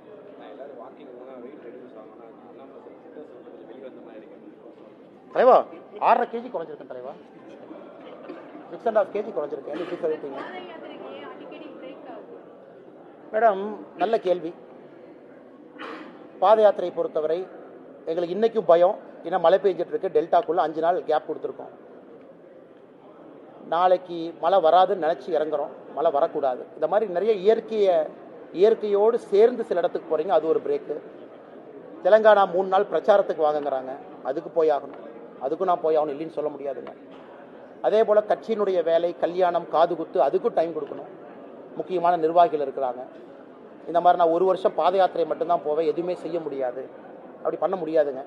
அதனால் எனக்குன்னு நிறைய பிரச்சனைகள் இருக்குது. கட்சி வேலையும் செய்யணும், நிர்வாகிகளுடைய சுக துக்கங்களையும் கூட இருக்கணும். கட்சி மேலிடத்திலிருந்து இன்னொரு பொறுப்பு கொடுத்தா அதையும் போய் செஞ்சுட்டு வரணும். இயற்கையோடு சில இடத்துல ஒன்றி போகணும். இதை தாண்டி எனக்கு வரக்கூடிய மெடிக்கல் கண்டிஷனை தாண்டணும். அதுக்கு ஒரு 12 நாள் பிரேக் எடுத்தோம். அதனால் எங்களுடைய கணக்குப்படி ஜனவரி லாஸ்ட் வீக்கில் முடிச்சிருவோம் மேடம். ஒரு 2 வீக்ஸ் டிலேயில் இருக்கும். We should finish it by January ஒரு 27-28 வாக்கில் எய்ம் பண்ணியிருக்கோம். அதுக்குள்ளே முடித்து விடுவோம் என்கிற நம்பிக்கை இருக்குது, ஆண்டவனுடைய துணையோடு. சரிங்க sir, thank you sir. Thank you madam.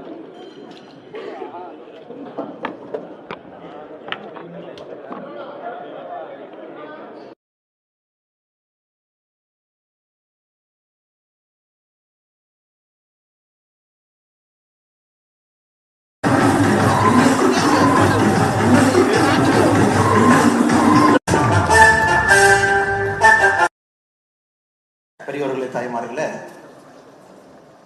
எப்படி நம்முடைய நாடு ஒரு இளமையான நாடாக இருக்கிறதோ அதே போல சிஐஏ அமைப்பினுடைய யங் இந்தியன் சாப்டர் 25 வயதிலிருந்து 45 வயதுக்குள் இருக்கக்கூடிய தொழில் முனைவோர்கள் மதுரையில் ஒய்ஐ மதுரை சாப்டர் நடத்தி கொண்டிருக்கக்கூடிய இவால்வ் சாப்டர் 3 3வது வருடமாக நடந்து கொண்டிருக்கக்கூடிய இந்த அற்புதமான விழாவிலே உங்களை சந்திப்பதிலே மற்றற்ற மகிழ்ச்சி அடைகின்றேன்.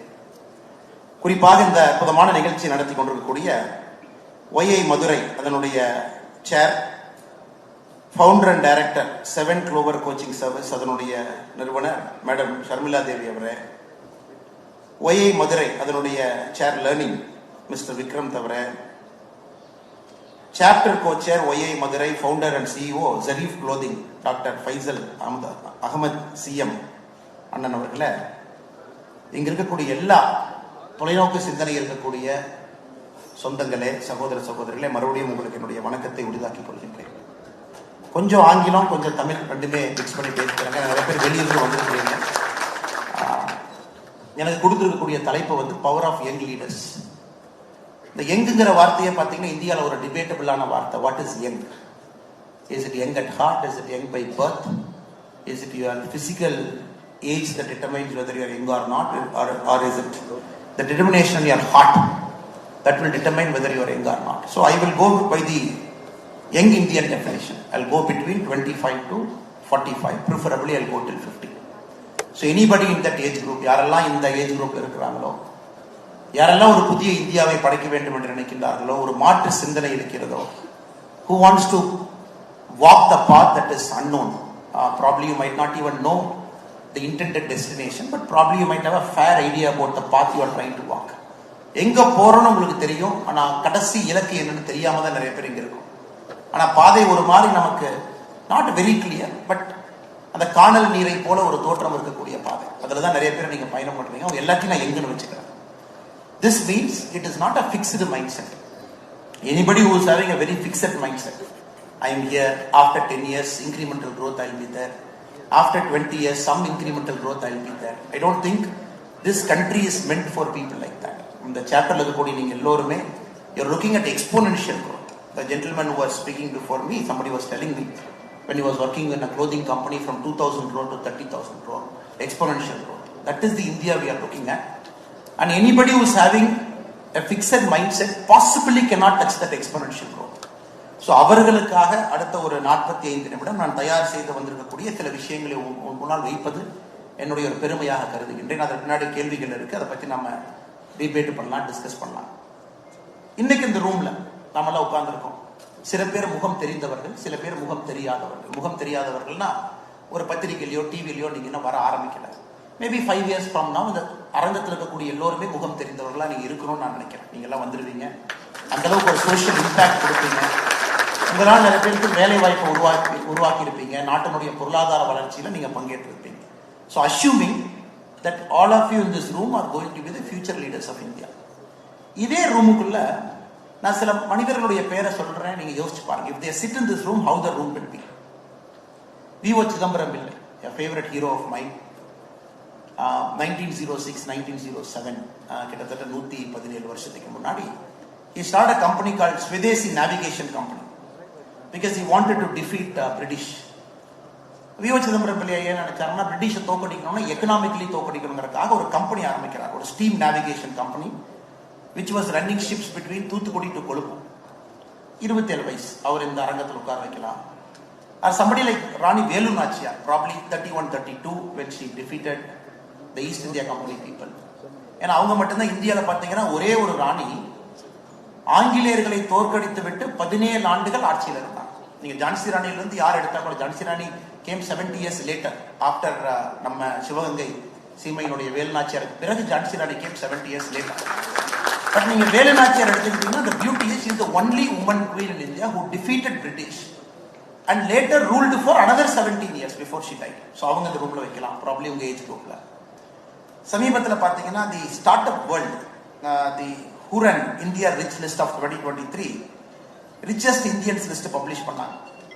அதில் பார்த்தீங்கன்னா ஸ்டார்ட் அப் ஃபவுண்டர்ஸ் இருக்காங்க. 84 startup founders were there in the richest list with total wealth of 4,23,600 crore. So அது எத்தனை பேர் இருந்தாங்கன்னா 84 பேர் இந்த கடைசியாக வந்து ஹுரன் இந்தியா ரிச் லிஸ்ட் 2023. அந்த 84 பீப்புளுடைய ஆவரேஜ் ஏஜ் பார்த்தீங்கன்னா 41. Probably we can also question them inside this hall. ஏன்னா உங்க ஏஜ் குரூப்ல I'm trying to pick people and question them inside this hall. Average age is 41. People who have made money being startup founder, mostly first generation. 4,23,600 crore is their contribution. If you go to the American independence time 1776, when people wrote the Declaration of Independence, America எப்படி இருக்கணுங்கிற founding document எழுதும்போது Thomas Jefferson was just 33 years old. 33 வயசு தான், the first signatory. Alexander Hamilton was just 21 years old. The average age of people who wrote the American Declaration document, average age is 43. அப்படின்னா அது எல்லாத்தையும் கொண்டு வந்து உட்கார வச்சாங்க. 1776ல யாரெல்லாம் அமெரிக்காவுடைய அந்த டிக்ளரேஷன் ஆஃப் இண்டிபெண்டன்ஸ் டாக்குமெண்ட் எழுதுனாங்களோ everybody can be position inside. இப்போ கொஞ்சம் அப்படியே இந்த பாலிடிக்ஸ்ல அப்படியே நம்ம பார்த்தோம் அப்படின்னாங்க, of course politics is not very young. It's an agreeable fact in India because only 36% of MPs are below the age of 50, which means 64% of MPs are above the age of 50. It's not a very young politically, though it's a young country. But politics la pathina andha அளவுக்கு young people நம்ம நாட்டில் இல்லை. But if we search across the world, if I go towards Chile, just now a student leader, Xavier Boric, a student leader, 36 வயசு leftist, he became the president of Chile. அதே மாதிரி கொஞ்சம் அப்படியே இந்த பக்கம் பார்த்தீங்கன்னா நியூசிலாண்டில் இதுக்கு முன்னாடி வந்து ஜெசிண்டா அப்படின்னு ஒரு லேடி இருந்தாங்க. She was also very young. So below 40-45ல people are heads of state, not necessarily 50 வயசு இருக்கணும் அவசியம் இல்லை. So if you look at everybody, if you study their model, if you have take some time உட்காந்து இவங்க எல்லாத்தையும் நம்ம படிக்கிறோம், இந்தியன் ஃப்ரீடம் ரெவல்யூஷனரிஸ் எடுத்து படிக்கிறோம் அப்படின்னாங்க இந்த பவர் ஆஃப் யங் லீடருக்கு நிறைய டெஃபினிஷன் நம்மளால கொடுக்க முடியுங்க. If you do a lot of self study, why they are doing what they are doing, அவங்க எங்க பிறந்தாங்க, என்ன பண்றாங்க, ஏன் அந்த இடத்துக்கு வந்தாங்க, what is the unique quality those people had அப்படி நீங்க பாத்தீங்கன்னா I felt I can classify the whole thing into 6 parts. Vision. Everybody had an unabiding vision. I was very surprised when friends of Gabriel Boric, சிலியினுடைய அதிபர், அவங்க friends எல்லாம் போய் interview எடுக்கிறாங்க. அவர் president ஆனதுக்கு அப்புறம், he was a law college student, they went and interviewed the friends. இவர் வந்து president ஆவார்னு உங்களுக்கு தெரியுமா, such a young age in Chile. They said this person had a vision that Chile has to go this way, the resources of this country has to be nationalized and given back to people. ஒரு unabiding very strong vision இருந்த ஒரு மனிதர்.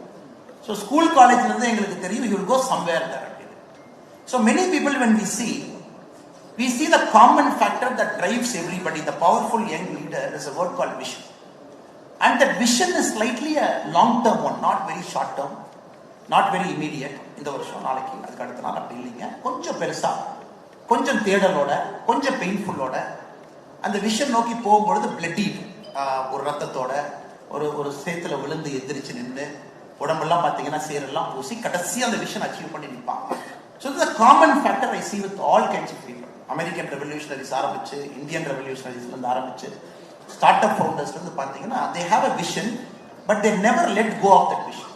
எத்தனையோ trouble வரும், turbulence வரும், but they never let go of it because they are very firm, holding on to that vision, it's a matter of time before they reach. ரெண்டாவது பார்த்தீங்கன்னா curiosity. They're very curious. They never refuse to accept how the world is behaving. இந்த உலகம் இப்படித்தான் இருக்கணும் அப்படிங்கறத அவங்க ஏத்துக்கவே இல்லைங்க. They all felt very different. In a country like Netherlands பாருங்க, recent electionல ஒரு extreme far right candidate, Geert Wilders அப்படின்னு ஒருத்தர் ஜெயிச்சிருக்கார். என்ன பிரைம் மினிஸ்டர் ஆகலைங்க. He has got only 37 MPs. He has to have another 30 more. But அவருடைய vision பார்த்தீங்கன்னா extreme right. Netherlands is always a middle or a left leaning country. But this guy was at it for the last 15-20 years. We cannot say whether he was the right prime minister, wrong prime minister and தெரியாது. But he stuck to his vision for a long time. இன்னைக்கு is there. Argentina போயிட்டீங்கன்னா ஒரு புது prime minister பார்ப்பீங்க, Xavier மேலி. கையில chains எடுத்து பிரச்சாரம் பண்றாரு. The whole பிரச்சாரம் he was having a chains தான். ஒரு கேண்டிடேட் கையில செயின்ஸ் எடுத்து சுத்துறாரு. பிளஸ் கேட்கறாங்க, ஏன் செயின்ஸ் எடுத்து சுத்துறீங்க? முழுசா அந்த அர்ஜென்டினாவே நான் கவர்மெண்ட்டையே நான் வெட்டி வீச போறேன். This government has failed. I am going to abolish the Central Bank of Argentina. I am going to replace the local currency by dollar. I am going to replace all departments. இப்போ அமெரிக்கால பார்த்தீங்கன்னா Vivek Ramasamy, so Republican candidate, he says first day when I come to power 50% of American bureaucracy I am going to fire. So இவங்க பார்த்தீங்கன்னா they stick to that vision. It's a matter of time. If the vision is pure enough, they win. So இந்த மாதிரி classic case எல்லாம் இப்போ பாலிடிக்ஸ்ல பார்க்கறோம். இதுக்கு முன்னாடி ரொம்ப ரிஜிடிட்டியா இருக்கும், இன்கிரிமெண்டல் பாலிடிக்ஸா இருக்கும். இந்த மாதிரி ஆட்கள்லாம் ஜெயிக்கிறதுக்கு வாய்ப்பே இருக்காது. இட்டலியில பாத்தீங்கன்னா கியோர்னா மேரி அந்த அம்மா வந்திருக்காங்க. பட் அந்த விஷன் பாத்தீங்கன்னா ரொம்ப unconventional. But they all stuck to it and they all had a curiosity to change things. The curiosity ஒரு காமன் ஃபேக்டர் அவங்க எல்லாத்தையும் நம்ம பார்க்கறோம். Resilience is something which I love. Resilience is how faster you climb up when you fall down. Everybody fell down, everybody got defeated. ஒரு classic case Abraham Lincoln எடுத்துக்கலாம். How many times he failed. But finally what mattered is in his presidency the civil act கொண்டு வந்தார் 1861ல, abolish slavery. But எத்தனை time விழுந்தாரு, எத்தனை time எந்திரிச்சாருன்னு அவருக்கு தாங்க தெரியும். Every single election he lost and he only won the election that mattered. Or you look at the business houses of India who go down again, they come back, they stand up. Or cricket பாருங்க, somebody like an Australian team, resilience it's a classic example of how the team behaved. Somebody broke his hand, he was not playing the first 5 match. Then Maxwell tried to play a game of golf, he fell down, hurt his head. Our 2 match ஆடல. The bowlers were here, bowlers were there. They were never in the ground for the first 4-5 matches. Against Afghanistan 69 for 7. One person playing with one leg, scoring a double century, helping them win. South Africa here, there, still they put something, ஏதோ pull பண்ணி ஜெயிச்சிட்டாங்க. In the finals in India, a champion side turned up. I was also in Ahmedabad watching the match. But the body language, the way Australians turned up, the way they bowled to a field, the way they are chasing every single ball. But they were resilient. They never gave up because they believed I'm going to do it.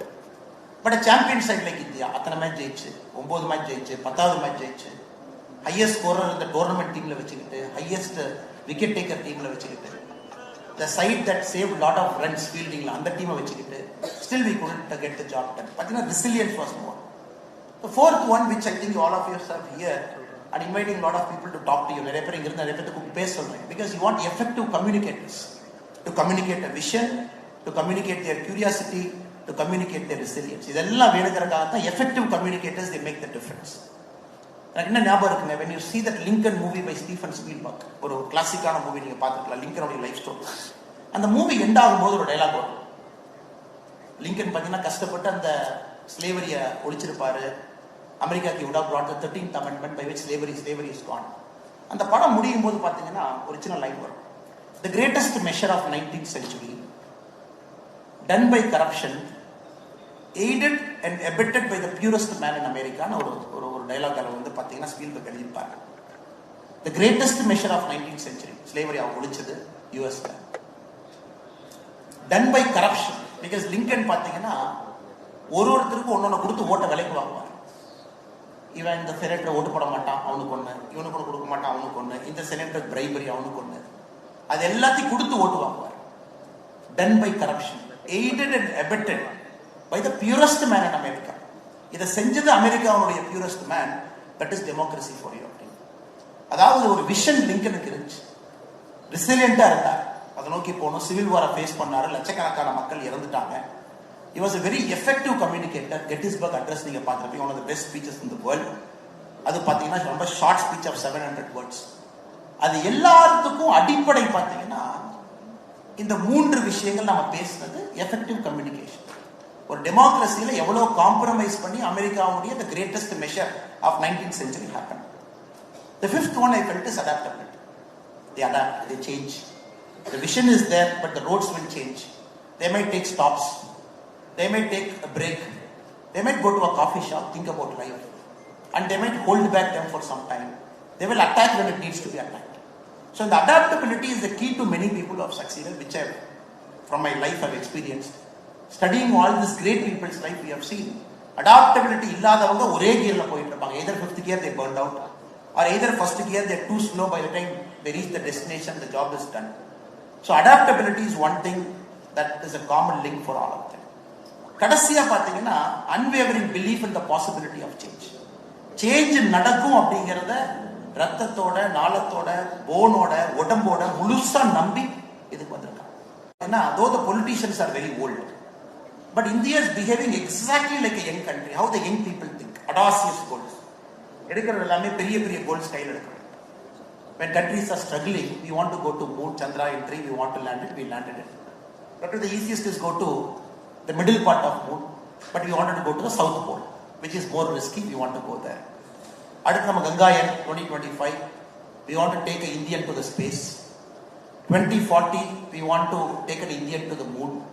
Audacious 15-20 years goal set பண்ணி அதில் நம்ம சயின்டிஸ்ட்ல வேலை பார்க்குறாங்க. இதில் பார்த்தீங்கன்னா அது எல்லாமே இருக்கு. We have a vision, we are very curious, we are communicating it very effectively, why we are doing it, what we are doing it. We are adaptable. Chandrayaan 2 failed, but we are trying to adapt. We made Chandrayaan 3 a success. So India behaves exactly how a young people would think. Or young leader எப்படி think பண்ணுவாங்களோ atava not decisions we make international level. We compete with some of the biggest powers in the world. We don't have that fixed mind thinking of the world. We think very fresh. We ideate very, very raw. And then we go toe to toe with the global powers. Or G20 meeting, சமீபத்தில் India நடந்துச்சு. Till now the G20 meeting will happen in one location, one capital country. It happened in Beijing, it happened in Johannesburg, இதுக்கு முன்னாடி பார்த்தீங்கன்னா நடந்த இடமெல்லாம் இந்தோனேஷியாவில் பாலியில். So it will be one summit which will happen in one big resort. The world leaders will convene for about a week. முடிச்சிட்டு ஒரு declaration pass பண்ணிட்டு கிளம்பிடுவோம். But India looked at the way we did G20. G20, we did it in 190 locations across the country. Topல இருந்து bottom வரைக்கும் எல்லா இடத்துலையும். Final New Delhi summit. 1 crore delegates visited India in 1 year from all the rest of the countries to see what this country is. First time G20 we have taken to the nook and cranny as a country. இது பார்த்தீங்கன்னா the way young people think. No fixed mindset, no capital city, no big city. And then we built a mandapam for hosting the G20, Bharat Mandapam, which is again new. We want to showcase India's culture. அடுத்து திரும்ப இந்தியாவை பார்த்தீங்கன்னா world லெவலில் world powers, global powers, we make our own strategic decisions. We are not bothered by others. Ukraine, we have a solid Indian position. With respect to Americans, World Bank, we have a solid position. IMF, we have a solid position. Anything in the world, we have an Indian position of our own. நம்ம position இன்னொரு நாட்டோட சேர்ந்த position கிடையாது. For a long time, India's position will either be with Russia or with Americans. ரெண்டில் இருப்போம். ரொம்ப காம்ப்ளிகேஷன்னா சில நேரத்தில் சென்ட்ரல் இருப்போம். Now everything India has got a position. இதெல்லாம் பார்த்தீங்கன்னா our classic youngster will behave, India will be behaving exactly like that. அதனால தான் எனக்கு ஒரு பெரிய நம்பிக்கைங்க. Many of you, the young business leaders, you are very fortunate to be here in India now. Very fortunate. Because every single parameter is just showing the projected trajectory is only upwards. It can never come down. You are talking of a country of 142 crore, 142 கோடி பேர். The largest middle class in the world. In fact, the middle class of India, you can add Americans to it, you can add Europeans to it. அது நம்ம இந்தியாவோட middle கிளாஸோடைய strength. 2 continent add பண்ணுங்க, நம்முடைய middle கிளாஸோடைய population. And businesses can never fail because it's a consumer oriented society. And people want to consume clothes. வரும்போது ஒரு அக்கா சொன்னாங்க, நாங்கள் வந்து ரைஸ் பிளான் ஆயில் பண்ணுறோம் அப்படின்னு. We need Palapakattu biryani CEOs here. People want to go out and dine, have a fine dine experience, spend money. We need that. இங்க எல்லாம் பெரிய we need to wear clothes, not 1, not 2, but maybe 3 times a day. Night wear வரணும், t-shirt போடணும், காலையில sporting வேர் வரணும், யோகாக்கு ஒரு cloth போடணும், ஆஃபீஸ்க்கு ஸ்மார்ட்டாக ட்ரிம்மாக சூட் போட்டுட்டு போகணும். then probably evening wear. So India is getting into that zone where people change dresses 2-3 times a day. Not that one dress I wear in the morning and come out in the evening. So நீங்க எந்த business இருந்தா கூடங்க, you will connect to our country now. நீங்க வேற business இருக்கலாம், probably I might not know you very well. I might not know your business very well. But உங்க எல்லாருக்கும் தெரியும், you are connected to this new India now. இந்த இந்தியால உங்க business தோக்கறதுக்கு வாய்ப்பே கிடையாது. Because one, the size, the hugeness, the size.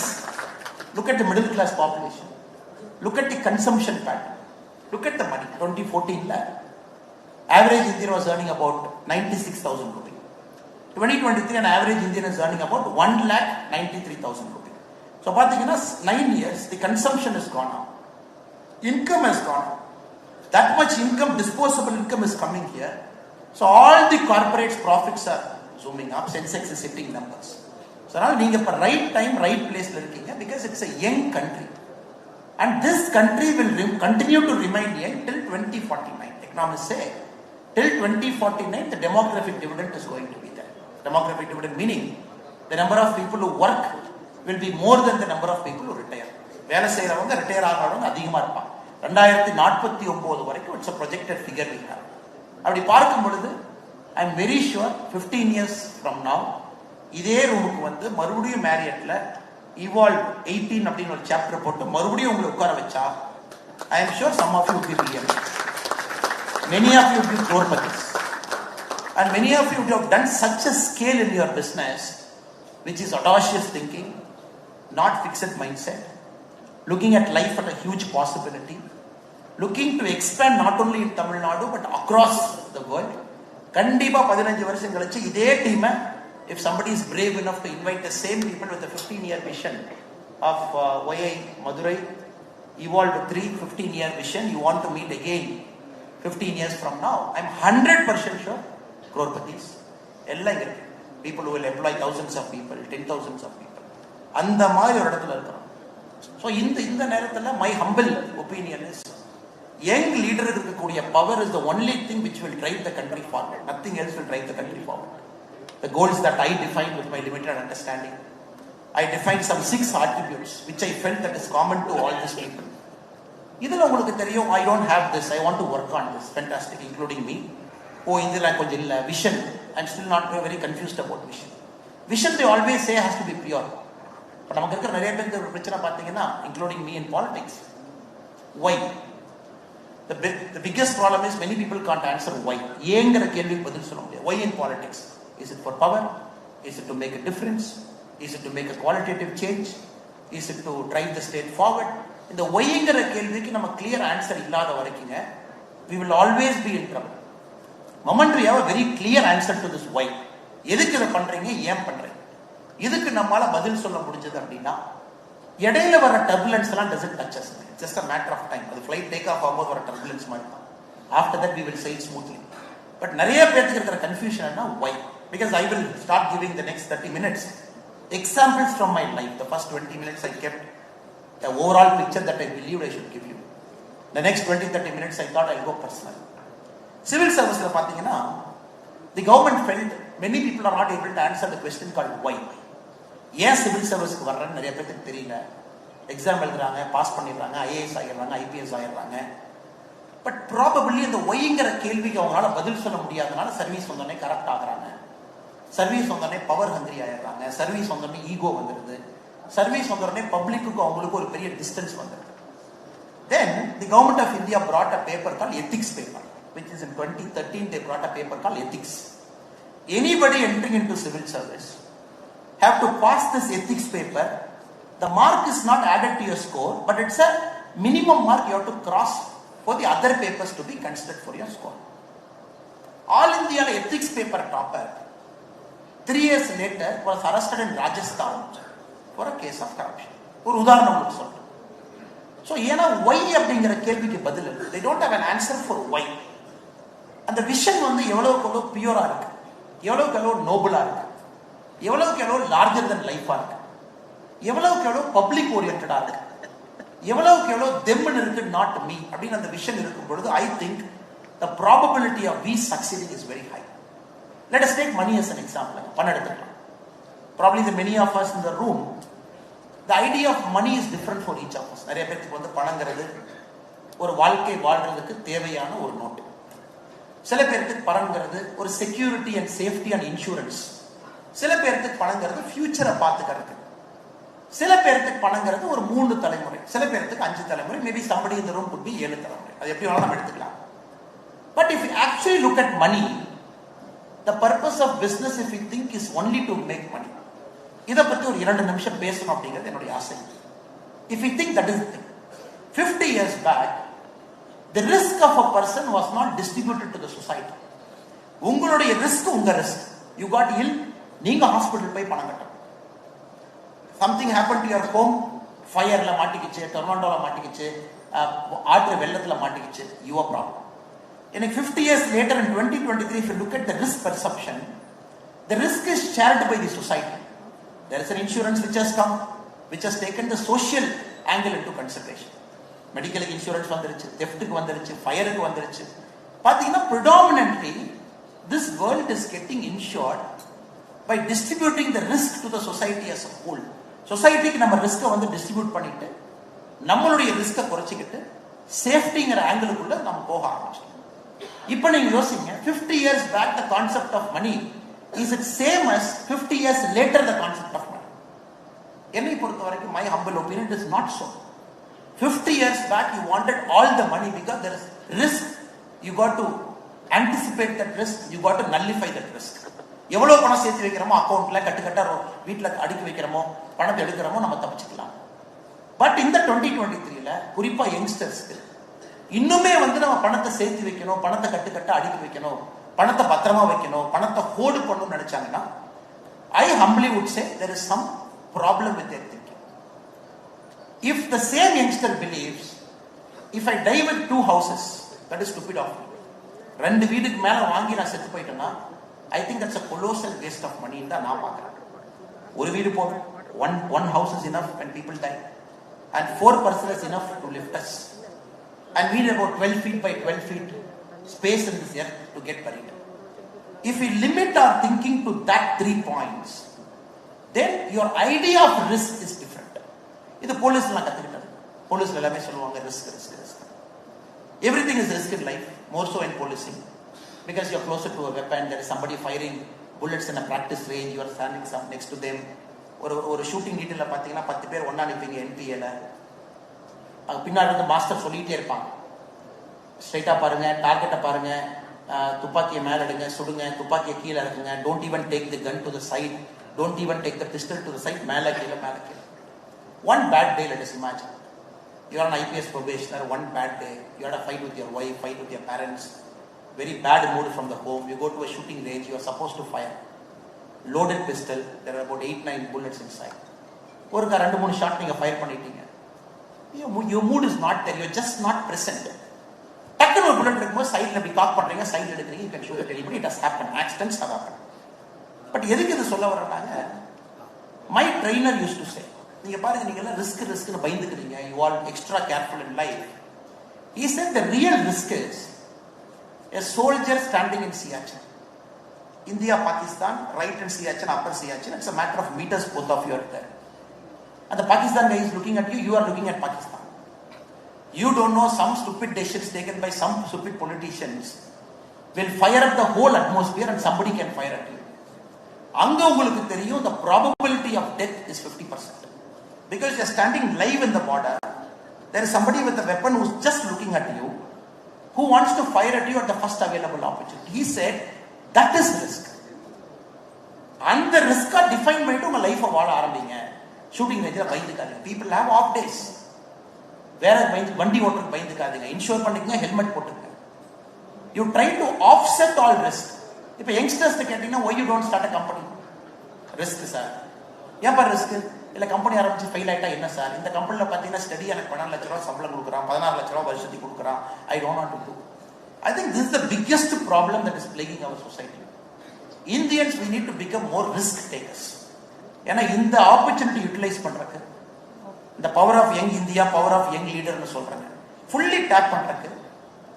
இப்போ நீங்க பாத்தீங்கன்னா, இப்போ இவ்வளவு வளர்ந்துட்டோம், இவ்வளவு ஏர்போர்ட்ஸ் கட்டியிருக்கோம். We have about 146 airports, ports, big roads, highways எல்லாம் இருக்கு. இன்னைக்கும் ஒரு ஆவரேஜ் இந்தியனுடைய பெர் கேபிட்டல் இன்கம் பார்த்தீங்கன்னா நமக்கும் அமெரிக்கன்ஸ்க்கும் எவ்வளவு இருக்கு நீங்க பாருங்க. He is $66,000. அது America richest state is California, which is somewhere around $72,000. We are somewhere around $4,000, $5,000. இன்னைக்கும் நாம 13 மடங்கு அடிக்கணும் அமெரிக்காவை பிடிக்கிறது. We are about $3.8 trillion. Americans are $34 trillion. So நீங்க ட்ரில்லியன் இதுல பாத்தீங்கன்னா இன்னும் 10 மடங்கு போயிடும். ஸோ பட் நாம பேச ஆரம்பிச்சிட்டோம். we are going to catch Americans. When are we going to catch Americans? இந்த பேஸ்ல we are never going to catch Americans for the next foreseeable future. Because it's a 34 trillion. We are at 3.8 trillion. 4,000 to 5,000 per capita income. Americans are $66,000 per capita income. So இதை நாம பண்ணி a country of 142 crore people to catch there, to go there. I think with all my limited understanding, we got to have a relook at the word called risk. School la risk பத்தி சொல்லி கொடுக்கிறது, காலேஜ்ல risk பத்தி சொல்லி கொடுக்கிறது, management கிளாஸஸ்ல risk பத்தி பேசுறது, or in a business meeting how we talk about risk. I think it requires a complete tangential 180-degree shift in the way we think about risk. This is the first thing I believe, that India as a society we got to look at it. Second part, if you look at sports, and right now we are a sporting nation. 100 மெடலுக்கு மேலே Asian கப்ல வாங்கியிருக்கோம். கிரிக்கெட்ல நம்ம champion டீமா இருக்கோம், எல்லாம் பார்த்துருக்கோம். But you look at a small New Zealand team, look at their population. ஒரு மதுரை, ஒரு சிவகங்கை, ஒரு ராமநாதபுரத்தை சேர்த்தீங்கன்னா நியூசிலாந்து பாப்புலேஷன் நினைக்கிறேன். ஒரு டவுன் சவுத் போயிட்டீங்கன்னா போதும். ஒரு if you add 4-5 districts, New population is there. Rugby, world champions. Cricket, semi-final, final, semi-final. 2015 semi-final, I think 2019 final, 2023 semi-finalist. You look at the quality of actors in the world. New Zealand on the top people, not doing it the Western way, not doing it the American way, not doing it the Europeans way, not doing it the Microsoft way, but maybe doing it Sridhar Vembu way, maybe doing it Tapakati Biryani way, but maybe doing it Phantom FX way, maybe doing it RR Biryani way, maybe doing it Super Saravana Stores way, maybe doing it Mega Foundations way. So this is something as a society we are still confused. No Western textbooks, Western management practices, Western way of looking at life, the Western quality controls and systems. This pathina somehow it has so pervaded into our mind. Six Sigma quality na Six Sigma po, black and then the belt po, Keirutsu po, Japan po, avan sollirukkan. But this is a country where I met a gentleman there who told me he runs a company called Hot Cups. Before I came, I think the gentleman is somewhere sitting inside. One of your member. Hot Cups. I asked him, Anna, enna kudukkureenga? He said, I supply coffee. Inga pesanga. எத்தனை பேருக்கு கொடுக்குறீங்க? ஒரு நாளைக்கு நான் வந்து 12,000 coffee கொடுக்குறேங்க. எப்படி கொடுப்பீங்க? Somebody calls me, I put a coffee in a flask, I sell it to people in Madurai, it goes. இது வந்து பார்த்தீங்கன்னா நம்ம டப்பாவாலா மும்பை மாதிரி. He is giving coffee, they are giving food. ஒரு complex logistics. Every single day you got to get it correct. You got to give it with hygiene, with that hotness, with that thickness, with that purity, with that taste every single day. இதை நீங்க எந்த சிக்மாக்குள்ள கொண்டு போய் இதெல்லாம் போட்டு அடைப்பீங்க? Where will you go and put it here? இதெல்லாம் unique Indian way, which is suited to the Indian way of life in a complex Indian society, where மும்பைல பார்த்தீங்கன்னா டப்பாவாலா எல்லாரும் கூப்பிட்டு பேச வைக்கிறாங்க. Every time when I hear their speech, somehow I keep asking myself, why are we not doing it the Indian way? Where is the Indian system? Where is the Indian standard? Where is that Indian pride in what we do? இது என்னை பொறுத்தவரைக்கும் என்னுடைய தாழ்மையான கருத்துங்க. This is the second thing I think I'm slightly worried about. 25 years from now, when we are going to achieve that $38 trillion, probably the world's best economy, probably the world's number one economy, but we cannot go the American materialistic way. Destroy the environment, damage everything. Per capita consumption of petrol compared to India is 5 times. Per capita consumption of energy compared to India is 13 times. We cannot do that. We cannot do that. We cannot take that model. So, ரெண்டாவது என்னுடைய கனிவான கவனத்தை கொடுக்கிறது, however you scale up, whatever large you do, but do it the Indian way, do it with the Indian spirit, so that that model is only applicable to you in a large way. It cannot be replicated to this. The third one, somehow it is important for a state country like India. இந்தியாவை பார்த்தீங்கன்னா ஒரு லெவலுக்கு மேலே maybe the politics of our state of our country is limiting us as individual. That is the biggest fear I have as a politician. I don't take any political part shot with any of my rival ideologies. Everybody has done their work. Everybody is here for betterment of Tamil Nadu and India. But if a politics pathina, it is limiting us. It is not expanding us. Politics, right or wrong, is putting us into small boxes. I am a Tamilian. You are a Kannadiga. You are a Telugu. If you learn more than 3 languages, it's a problem for you. You should learn only 2 languages. This, I believe, is the single biggest detrimental for young people like you. Mahakavi Bharati. He spoke fluently. 14 மொழி தெரியும், but fluent. Tamil பேசினாரு, சான்ஸ்கிரிட் பேசினாரு, ஹிந்தி பேசினாரு, Telugu பேசினாருங்க, English பேசினாரு, French பேசினாரு. He's fluent in this many languages because he used to write. If you take Veeramangai Virani Velanachiyar, proficient in Tamil, French, English and Urdu. Fill names in Tamil Nadu pathina great people. And somehow I believe a state like us, we cannot have 80% of our people bilingual. Not possible. Or 80% of a state cannot be bilingual. When Europeans speak an average of 3 languages, most of the Europeans speak an average of 4 languages. It is important somehow we have to come out of the shell that limits us from expanding our mind, our thought process, looking at the world as a larger possibility, and not limiting ourselves to a terrain or a geographical boundary, or probably a line and a map which says you belong to this particular geographical area, you take your pride from that. This is the third one which I believe is a single biggest, or a Hindu, or a Muslim, or a Christian, or a Jew, or a Parsi, you are like this, you got to be in that box. This is somehow politics of our country is slowly pushing us into each of us box. ஒரு பாக்ஸுக்குள்ள நம்மள அப்படியே தள்ள ஆரம்பிச்சிட்டோம். நாம எல்லாமே அந்த பாக்ஸுக்குள்ள போக ஆரம்பிச்சிட்டோம். அந்த பாக்ஸுக்குள்ள இருந்தா எப்படி திங்க் பண்ணுவோமோ அதே மாதிரி திங்க் பண்ண ஆரம்பிச்சிட்டோம். Which I think is very unfair. For a country like India with a huge possibility, youngsters, I think you need to break that box. நீங்க break பண்ணீங்கன்னா politician திருந்துவாங்க, மாறுவாங்க. But the initiative has to come from you. You should not allow these factors to limit you as a person. 3rd language, 4th language, compulsory. குழந்தைகளை படிக்க வைக்கணும். Whatever language they want. Expanding the boundary. 1 degree தமிழ்நாட்டுல, 1 degree தமிழ்நாட்டுக்கு வெளியே, 1 degree world. Because we are making him a global citizen. And what is the point of studying all 2 degrees in the same state? தேவையில்லை. 1 degree தமிழ்நாட்டில் படிச்சிட்டீங்க, culture தெரிஞ்சிச்சு. 2nd degree north India அனுப்புங்க. 3rd degree அமெரிக்காவுக்கோ யூரோப்புக்கோ அனுப்புங்க. Maybe a short degree for 1 year. Then we are preparing our kids for the global world 25 years from now. When India is going to be a super economy, then for all the world's problem, this guy will be able to solve. அதே மாதிரி travel பண்ண வைக்கணும். And many of us don't travel much. நம்ம employees இருக்கு. When we make our employees to compulsorily travel, உங்கள்கிட்ட 10 employee இருக்கலாம், 20 employee இருக்கலாம், 30 employee இருக்கலாம், அவங்கள கொஞ்சம் புஷ் பண்ணி நீங்க டிராவல் பண்ண வைக்கணும். Go and see North East India. Go and see Rajasthan. Go and see Haryana. Go and see Kerala. ஒரு annual holiday as a company if you sponsor for one family, I can give it in writing. His productivity over the next 2 years will pay for that bill. நீங்க என்ன ஒரு பே பண்ணி ஒரு கார்லயோ, ட்ரெயின்லயோ, ஃப்ளைட்லயோ, பஸ்லயோ ஏத்தி விட்டீங்களோ அவங்க fame, because it has to expand this horizon. Assam போய் பார்க்கணும். Ahom dynasty 650 years. 650 years they stood up to British. The last part of 650 years they stood up to British. They defeated British. Then they started governing themselves. They never allowed Britishers to enter Assam. Ahom dynasty, super. Then probably your person should go to somewhere near Gangaikonda Chola. See the temples built by Aditya Chola, Rajaraja Cholan's grandfather. Temples built by Parantaka Chola, Rajaraja Cholan's father. Then the great city, Rajendra Chola built that. And that point of time, 1000 years before, 1000 வருஷத்துக்கு முன்னாடிங்க ராஜேந்திர சோழன் சொல்லுவாங்க, கங்கை கொண்டான் கடாரம்